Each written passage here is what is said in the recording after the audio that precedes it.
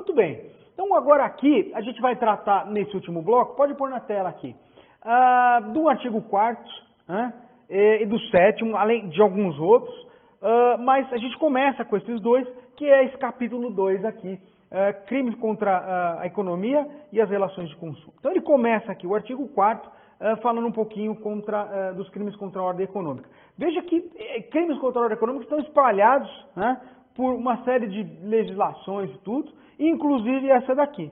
Então, tudo aqui que a gente está falando, né,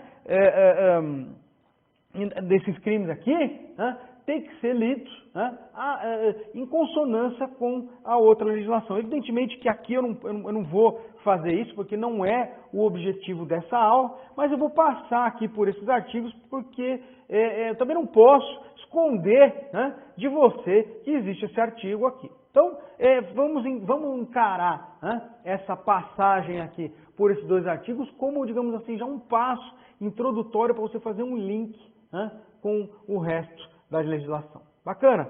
Pode pôr na tela aqui. Então vamos lá. Ó, a ordem econômica, né, ela está lá no artigo 174 da Constituição, e ela vai falar o seguinte, que a lei vai reprimir o abuso, né, do poder econômico, né, e o abuso de poder econômico, ele é entendido, vamos lá, canetinha, aqui, ó, como aquele ato que visa a dominação dos mercados, a eliminação da concorrência, o aumento arbitrário dos lucros.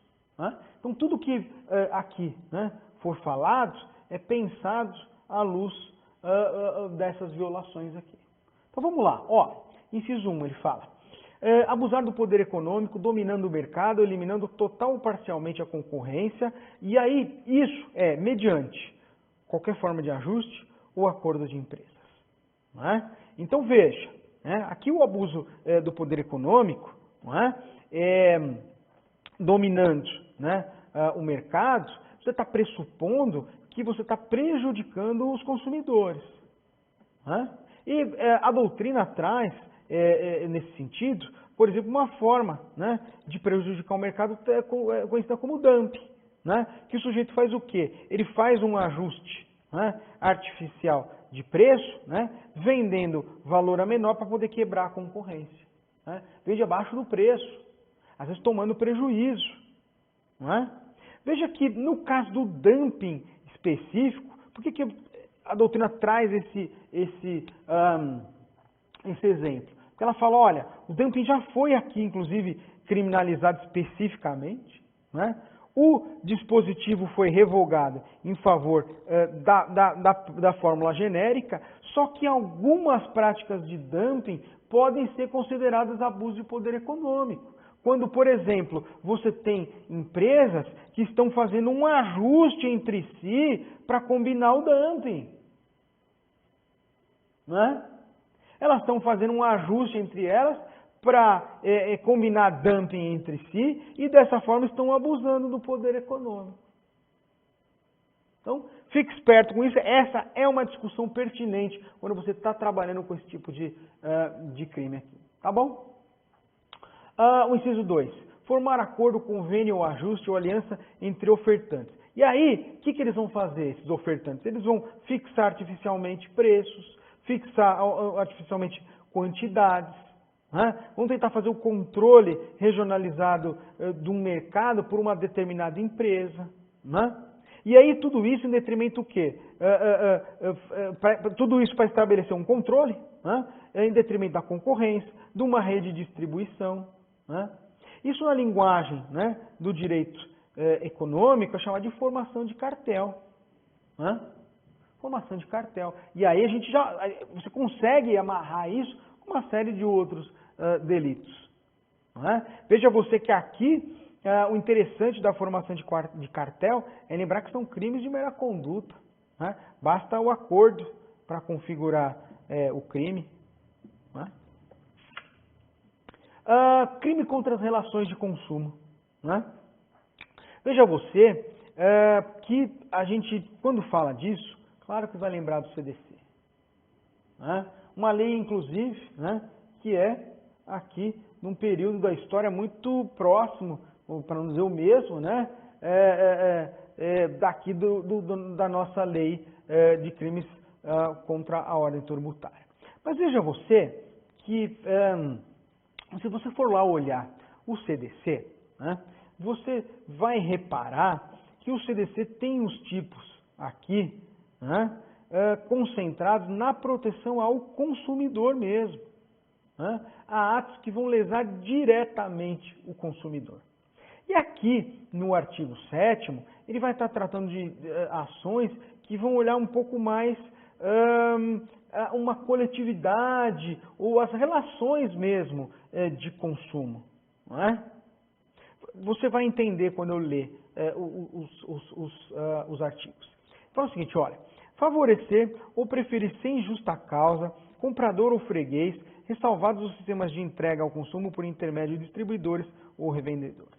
Então veja você, ó, o comerciante, ele pode escolher os seus compradores, né, a sua rede, pode, não é? Pode. Mas veja, aqui, não é? O que a lei está querendo vedar é o favorecimento sem justa causa. Né? A lei está olhando, né, uma vedação à discriminação. Né? A lei deixa muito claro que você tem que favorecer ou preferir um comprador ou um freguês sem uma justa causa. Por quê? Porque esse favorecimento, né, com uma justa causa ilícita ou ilegal, né, com certeza ela vai ser eivada de discriminação. E é isso que a lei está tentando vedar aqui. Vender ou expor à venda mercadoria cuja embalagem, tipo, especificação, peso ou composição esteja em desacordo com as prescrições legais ou que não corresponda à respectiva classificação oficial. Veja, né, algumas mercadorias elas têm uma especificação, né, na forma como os produtos são vendidos. Né? Uma especificação. E a venda, né, em desacordo com isso, ela vai constituir duas coisas. A primeira, uma infração administrativa. Né? E se você estiver expondo à venda essa mercadoria fora da especificação, do peso, da composição, em desacordo com essa prescrição legal, né, além da infração administrativa, né, você está falando de crime no inciso 2. Misturar gêneros e mercadorias de espécies diferentes para vendê-los ou expô-los à venda como puros, misturar gêneros, mercadorias de qualidades desiguais. Né? Isso aqui é muito comum. Para vendê-los ou expô-los à venda por preço estabelecido para os demais alto custo. Né? Veja, né? Os produtos, muitos deles, têm a composição, né, regulada. Né? É muito comum não, mas a gente até vê, por exemplo, quadros, né, na televisão, nos programas, em que eles fazem testes, né, os institutos de defesa do consumidor fazem testes para ver se produtos, por exemplo, alimentícios não estão sendo misturados, né, de qualidades diferentes. Né, e aí é vendido um produto sendo chamado por um nome, né, e na verdade ele consiste em outra coisa. Né? Não preciso aqui dar exemplos práticos, né? Mas todo mundo já ouviu falar de algum produto, de algum gênero alimentício principalmente, né? Em que se alardeia uma certa qualidade, né? E quando vai verificar, na verdade são gêneros misturados, né? Alegações completamente falsas, quando não há qualquer traço ou resquício daquele gênero veiculado, né, para a venda. Né? Não preciso entrar em detalhes, todo mundo sabe do que a gente está falando aqui. Estamos falando do inciso 3. O inciso 4, olha só, o inciso 4, né, o sujeito está fraudando o preço. Né? E ele está fraudando o preço, né, mediante condutas muito específicas. Né? Então, fraudando o preço mediante uma alteração de elementos, né, denominação, né? Marca, embalagem, volume, peso. Né? Fraudar preço por meio da divisão em parte, né, do bem ou serviço, habitualmente oferecido à venda em conjunto. Né? Esse aqui, então, né, em eletrônico, a gente tem cada briga aí com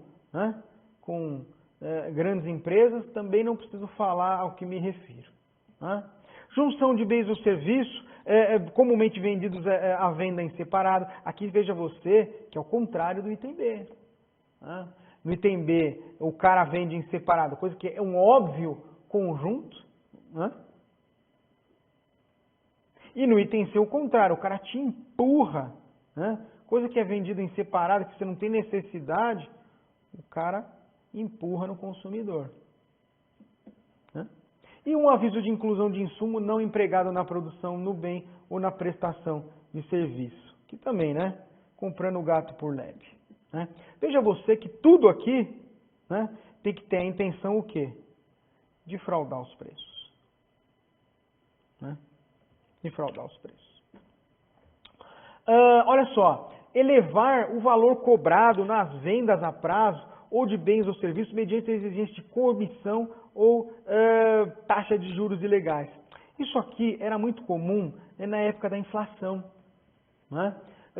Na época da inflação, você tinha um monte de plano econômico, um monte de tabelamento de preços, né? E aí a pessoa deixava de vender dentro daquele tabelamento, a gente tem que aqui olhar a época, né, em que essa legislação, década de 90, a inflação estava comendo solta no Brasil. Né? E aí você tinha uma prática que eles chamavam de ágio. Né? O sujeito vendia por fora da tabela, cobrando um preço irregular. Né? Cobrando um preço irregular. Eu lembro que quando eu era criança na década de 90, sim, eu era criança na década de 90, você tinha uma Secretaria Nacional de Abastecimento, chamava SUNAB. A SUNAB disponibilizava no supermercado, em um monte de lugar, um telefone, era quase que um 90. Você ligava lá na SUNAB, eles mandavam os fiscais lá para ver se estava cobrando juro ilegal, comissão, ágio. O negócio era feio.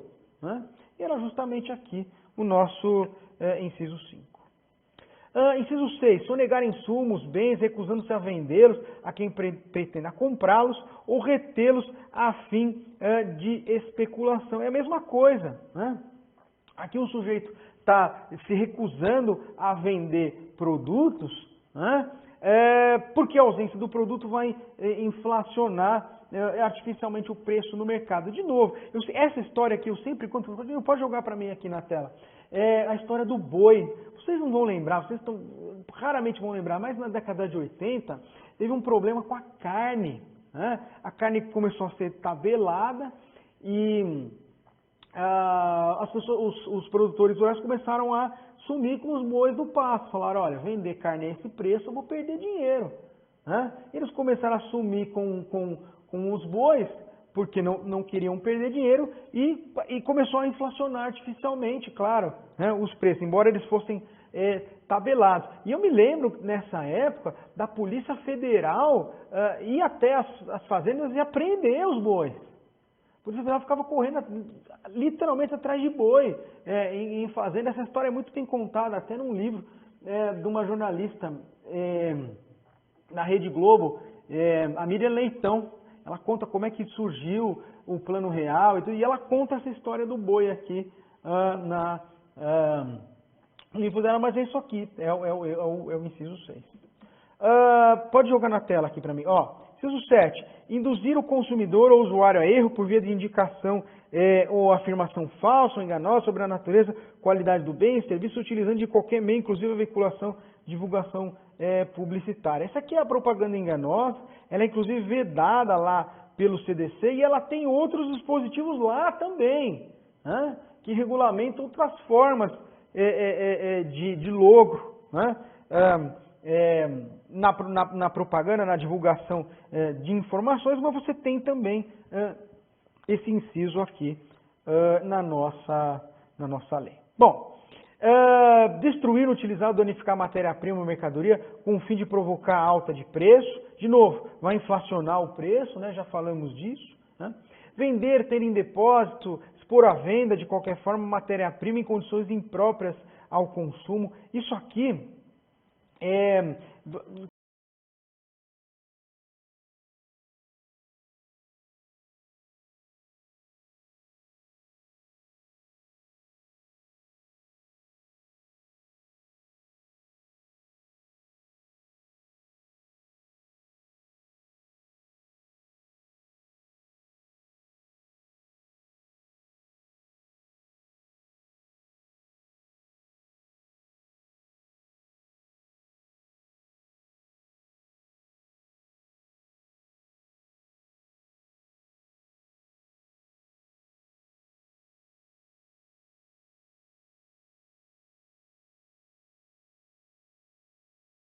E por último, aqui uma coisa interessante, olha só, né? Você tem aqui um parágrafo único, né?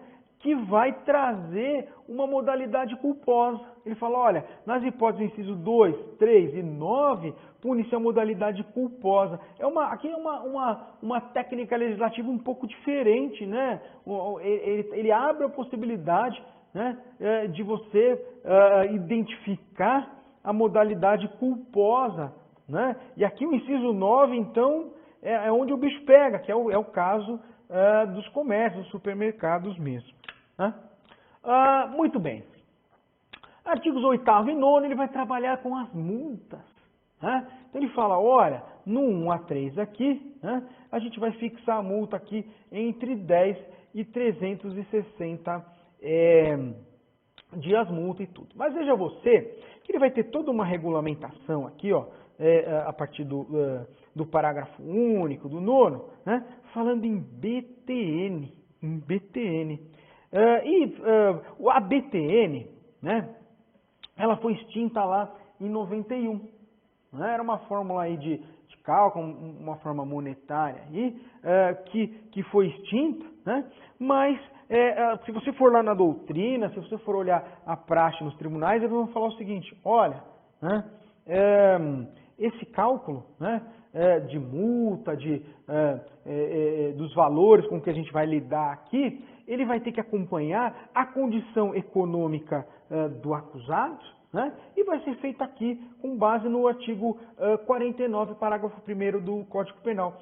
Veja você que, inclusive, né, você tem um dispositivo aqui na lei que realmente traz,